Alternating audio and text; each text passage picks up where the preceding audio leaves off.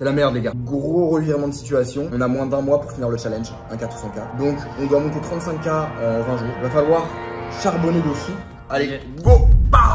Les gars, on est parti. Tu viens grind avec moi. Ouais. Par contre c'est la merde. Il n'y a pas de 5-10 qui tourne actuellement. Ça c'est relou. Ouais, franchement, ça me fait un peu chier de jouer de la 2.5 parce que faut voir que la 5-10, c'est un peu comme si c'était de la 25-50. Ouais, parce qu'elle est pas capée quoi. Elle est pas capée, du coup tout le monde a 10K de stack. Le gap entre la 2.5 et la 5-10, c'est rien à voir. Rien à voir. Non, mais en vrai, par contre, notre joke, c'est la merde. Si la 5-10 elle galère à tourner, c'est vraiment la merde pour le challenge. Bon, vas-y, les gars, notre petit bubble tea, on va boire ça en tuck-tuck. Et ensuite, go grind et go tout défoncer.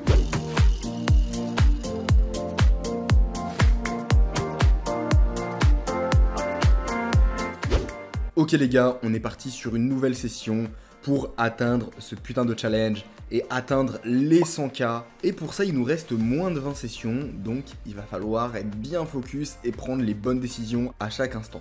Dès que j'arrive au casino, je suis en waiting sur la 5-10 et donc je décide d'aller m'installer en 2-5. Je commence avec 1000 $ de stack. Et dès les premières minutes, je reçois les As en small blind. Alors si vous entendez tout le monde rigoler, c'est très simple. C'est parce que tout le monde se fout de ma gueule, parce que je mets mes lunettes espion pour filmer et j'ai vraiment une gueule de con.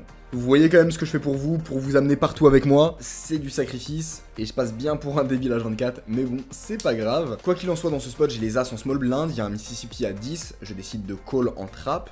Le joueur en grosse blind call, le joueur UTG relance à 35, le joueur en milieu de position relance à 100 $, c'est magnifique. Et là, comme dans un film, comme dans un rêve, le joueur au cutoff décide de faire tapis pour 335 $. De mon côté, je call pour pouvoir garder les autres qui vont call derrière. Je call, UTG fold et le joueur en milieu de position call. On se retrouve à 3, dont un joueur all-in sur un flop 4-3-2. Ici, je décide de checker parce que j'ai beaucoup plus de chances de le laisser lui se value cut que de value moi-même. Je m'explique, s'il a une main comme valet-valet 10-10, franchement, quand je mise dans ce spot, il peut clairement fold parce que j'ai aucun bluff. Alors que par contre, quand je check, il peut se dire que j'aurais misé mes overpairs comme les dames, roi-roi, as-as, et donc décider de miser de lui-même. Donc je décide de check, malheureusement ça ne mord pas, et il décide aussi de check. Turn tombe un 2, je décide là-dessus de value 225 $. Il décide de call, river tombe un 5, ce qui est la pire parce que maintenant les as font quinte.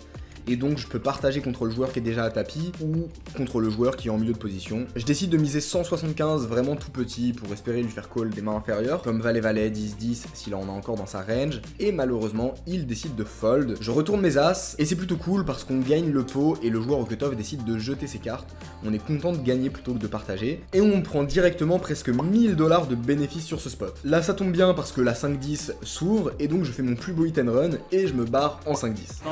Ouais, je m'en vais. Étant donné que j'ai déjà presque 2000 de stack, je décide de ne pas recaver, simplement parce que je suis assez bien de jouer la 5-10 à 200 blindes deep. J'ai pas envie de jouer trop deep non plus, parce que sinon c'est vite le bordel, on se retrouve dans des pots de merde, et je préfère la jouer low variance dans un premier temps. Aussi un point, j'en ai déjà parlé dans certains vlogs, mais c'est des joueurs très gamblers qui ont l'habitude de jouer des pots 800, 900 deep. De mon côté, ma zone d'expertise, elle est plutôt sur le 100 à 300 blindes deep, 400 blindes deep, forcément je vais prendre des meilleures décisions qu'eux, mais c'est des spots où ils sont trop à l'aise quand même, alors que pour autant, quand on joue 100 blindes, 200 blindes deep, bah on joue que 2000 €, donc eux ils s'en foutent et ils font n'importe quoi et ils jettent leur argent par les fenêtres, alors que quand on commence à arriver sur du 500 deep, ils deviennent plus sérieux, mais en même temps on peut pas non plus trop les bluff parce que c'est quand même calling station, et en même temps ils sont aussi capables de mettre beaucoup de bluff, beaucoup de pression, donc c'est des spots, je vais les jouer si je suis obligé et si je monte un stack, mais en général je préfère quand même les éviter et être plus short stack pour avoir plus de marge de manœuvre, pouvoir plus agresser sans avoir peur de me mettre dans des spots compliqués. Ce qui est assez bien, c'est que je commence à pas mal connaître la table de 5-10, et donc j'ai des bons sizing tells sur pas mal de joueurs, ça me permet de mettre pas mal de pression dans plein de petits spots et de voler des pots pré-flop. Et à peine le temps de s'échauffer qu'on arrive dans un spot de mutant.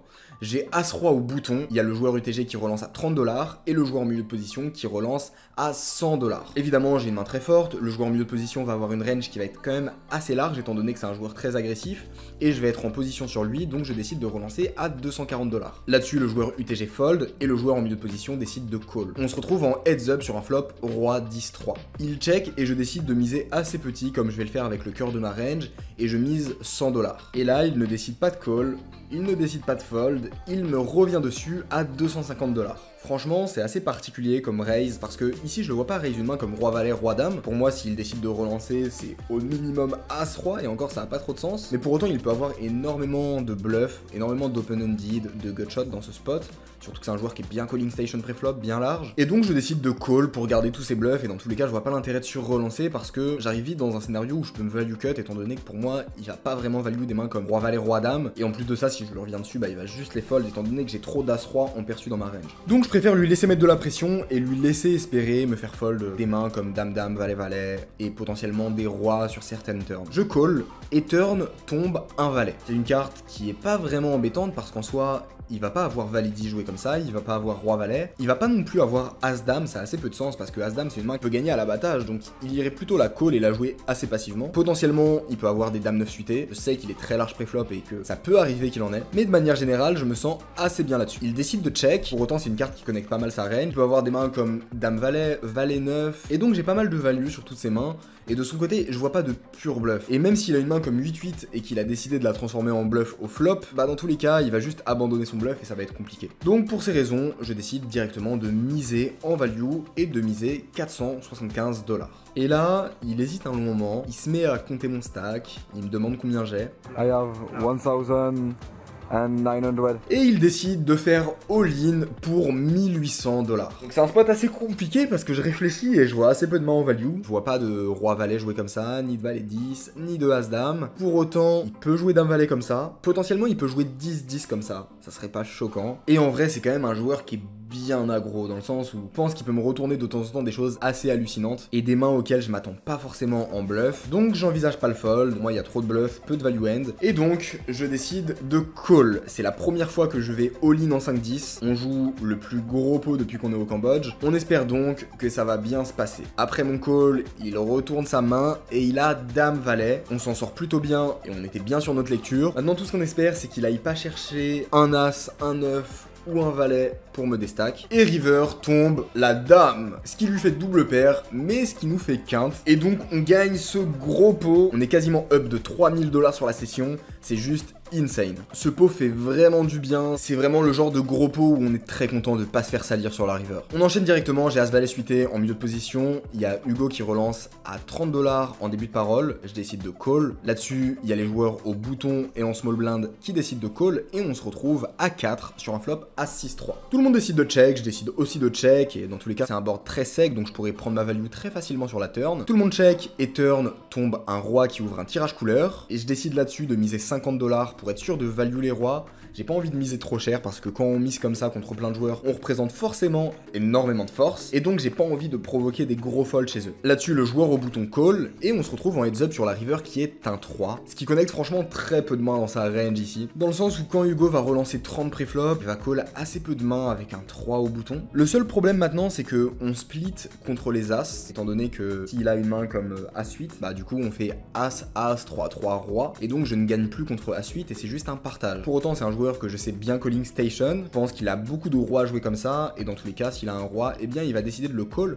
et donc je décide de miser 180 $. Je prends quand même un size assez large où je vais bien rentabiliser, mais en même temps sans aller trop cher, pour pas me retrouver dans un scénario où je fais call que des as, et où au final j'ai un value bet qui est pas si profitable que ça. Et là, il décide de me relancer à 425 $. Honnêtement, les joueurs sont beaucoup trop agressifs ici, je vois trop de bluffs qui ont aucun sens, ça me choquerait pas du tout ici de voir des mains comme dame-valet, comme valet 10, ou même des pocket pairs transformés en bluff. Enfin, je vois trop de bluffs très très ballsy, et pour autant dans ce spot, il y a très peu de value end qui font sens, donc j'estime pas du tout fold, c'est un joueur qui est trop dégène, trop gambler pour que je me mette à fold dans ce genre de spot, surtout vu les cotes que j'ai qui sont énormes, et donc je décide de call. Et il me retourne 3 et 2 offsuit. What the fuck. Bon.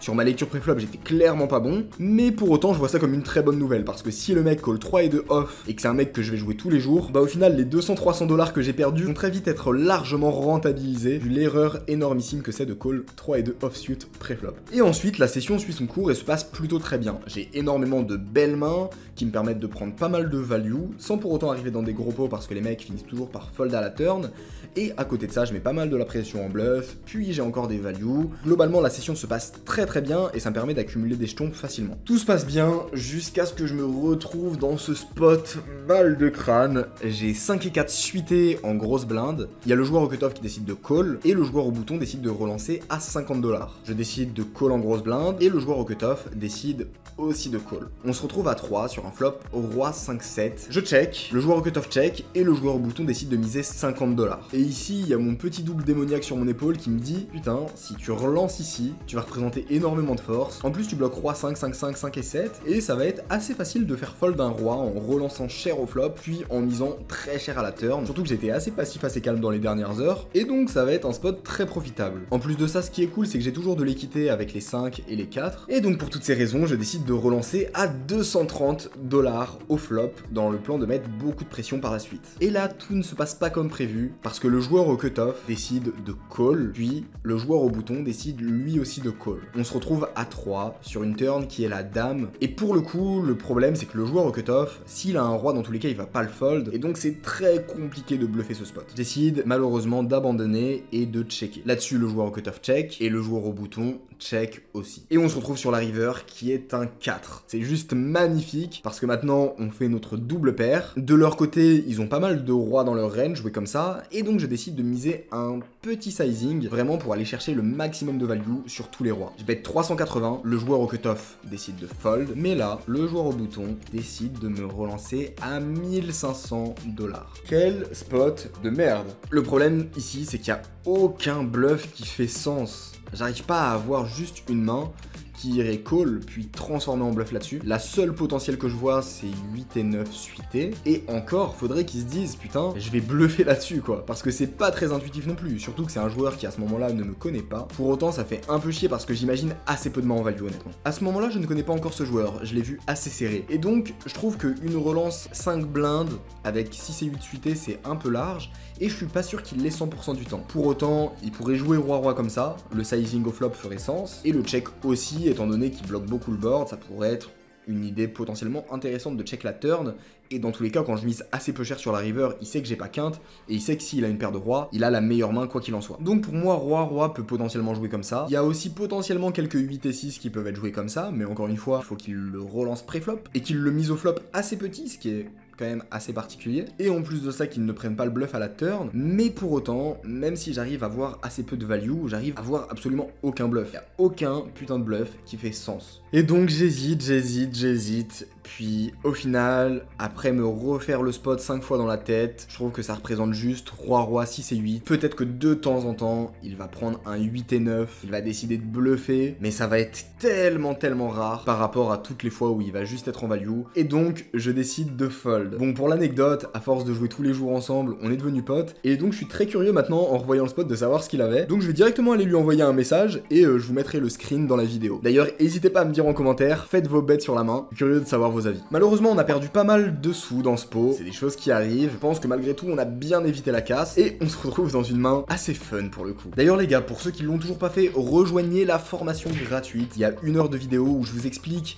les tips les plus importants pour maximiser vos profits, éviter vos pertes au poker. C'est très simple, très facile à appliquer. Il y a des quiz pour valider vos compétences, des ranges préflop, un Discord privé. Honnêtement, si vous jouez au poker actuellement et que vous n'avez pas rejoint cette formation complètement gratuite, là les gars, c'est juste du suicide et je peux plus rien faire pour vous. Vous êtes des putains de kamikazes. Voilà, c'était tout pour le petit rappel. On enchaîne avec la dernière main de la session et faites attention, si vous rejoignez pas la formation gratuite, vous allez finir comme ce mec qui va me faire un gros spew. J'ai 7 et 8 off en grosse blinde. Il y a 5 joueurs qui décident de call avant moi. Je décide de checker ma grosse blinde et on se retrouve sur un flop 7, 8, 5 avec un tirage couleur. On a une main vraiment sexy, mais pour autant sur un board qui est très dynamique. Je décide de check et il y a le joueur au cutoff qui décide de miser 35 $. Là-dessus, le joueur au bouton décide de call. De mon côté, j'ai double paire, un board ultra dynamique. Je décide directement de mettre l'argent au milieu et je relance à 170 $. Et là-dessus, le joueur au cutoff décide de me revenir dessus à 360 $. Honnêtement, d'expérience, ça pue, mais vu le profil et vu les chinois des gènes aggro ici, pas là pour fold double paire dans ce genre de spot au flop. On est en heads up et donc je décide de lui revenir dessus et de faire tapis pour 1000 $.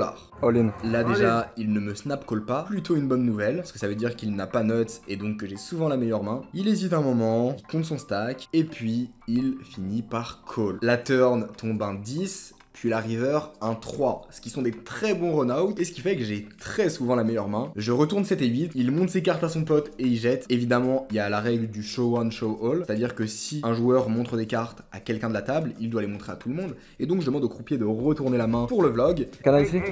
Et il l'a à suite off. What the fuck? Le mec est ultra chaud quoi. Pour go broke top pair sur un board aussi dégueulasse, sans blinde sur un pot limpé qui faisait 50 $. Bref, les tables sont belles, on se régale. régale. Au final, la suite de la session se passe assez bien, je gagne des petits pots par-ci par-là, et après 10h30 de session, je décide d'arrêter là-dessus. Au final, on a in pour 1000 $ et out pour 4641 $, ce qui est un plutôt très beau bénéfice. Écoutez, pour l'instant, les sessions se passent bien, je suis très content. Pour vous parler de tout ça plus en détail, je vous laisse avec le mois du passé pour mon débrief à chaud. J'espère que vous avez kiffé la vidéo, pensez à liker, à vous abonner, c'était un plaisir. Bon, Ils sont sympas. c'était intense. La table elle était vraiment belle. La table était vraiment la Ouais.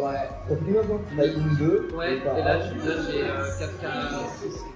Hugo, c'était la première fois qu'il venait sur la 5 piste. Ouais. Elle est incroyable. Elle est incroyable, elle est bien. Elle est dure. Elle est un peu plus. Ouais. Ouais, parce qu'au début, t'avais pas l'habitude d'avoir des Ouais. des Bah, typiquement, genre j'ai fait un fold de flop avec 2 valets, où genre c'est un infoldable. fold-up de une table bien aggro, bien active, mais par contre, putain, quand tu sais t'adapter, que tu Ouais. connais les profils, Oh là là. c'est gars. C'est Franchement, tu sais, vraiment j'étais pas du tout confiant pour le challenge. Ouais. Là, quand je vois les tables, Dinguerie. ça tous les soirs, le challenge, j'ai fini en disant Avec, vraiment, c'est du 3-4K par soirée, quoi. Est-ce que vous voyez Les SQ, c'est indécent. Est-ce que- Le mec avec la suite et tout. Wow. Bref, les gars, merci d'avoir suivi. Ouais. Nous, on va rentrer travailler, on va se reposer. Demain, rebelote, on enchaîne la session grind. Let's go.